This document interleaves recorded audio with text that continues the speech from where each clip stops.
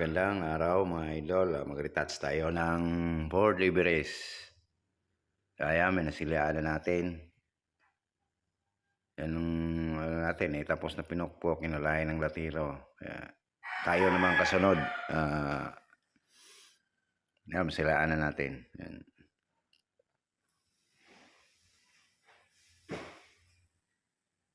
Yun ang unang step natin. Shout out sa mga kapwa ko pintor dyan. Followers. Shout out sa inyong lahat. Dito naman tayo sa pang-araw-araw nating hanap buhay. So, ayan. Silya na tayo. Yung iba, ikat-cut na lang natin. Medyo mahaba yung kasi pati paglihan. Ikat na kasi abutin tayo ng matagal. Mahaba masyadong video. Peksian na lang natin. So, ayan. Ayan. Ayan talaga. Masilya muna. So, ito, last na patong na to ng masilya, mga idol. Pang finishing na.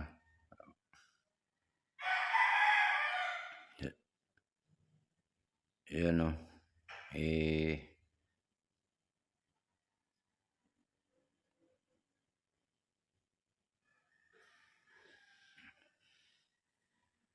Yan, sinipat-sipat natin para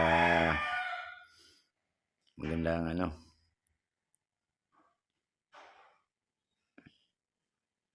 yun, no.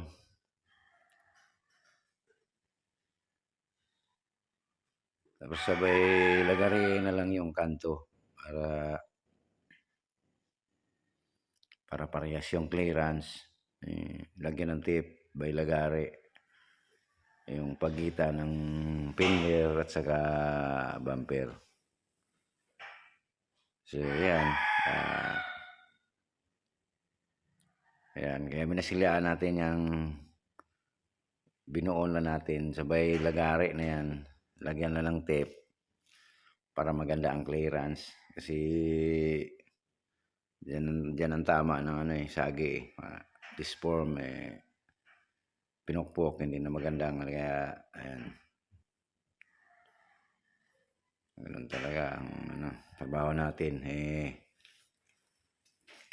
So, ayan. Nagpa-primer na tayo, mga idol. Ayan, primer na natin. Ayan. Cut-cut na lang natin. Hindi na natin pinapahaba yung yung lagay tayong pagliha. Matagal ang proseso. Abutin tayo ng hapon ng So, ayan. Primer na tayo.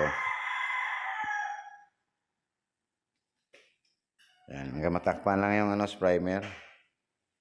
So, ayan.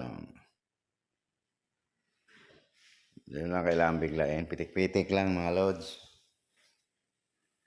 Ayan.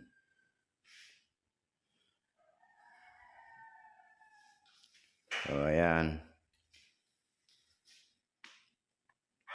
Ayan, hindi na makita yung binamira natin sa camera. Naka-steady lang camera. Ayan, tapos na tayo. Nag-primer, mga idol.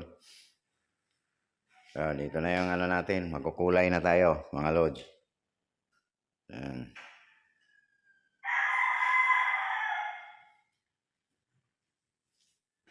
Ayan, kulay. Wala yung ito sa color dahil yung mga pagitan, hindi yung hood, may pagitan din to. Ayan. Medyo hapyaw-hapyaw lang yung iba para yung dating kulay niya ganon pa rin.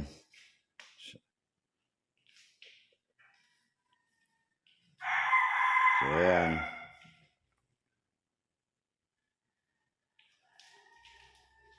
Ayan, simpleng lang, mabanat lang, loads. So, ayan. Hapyaw lang yung mga ibang parte. Hindi mo lang masyadong diinan para hindi siya masyadong halata kung in case mag-off color yung buga natin. O, ayan. Yan, lahat yan, ano natin, kinulayan natin para pag clear, ayos na.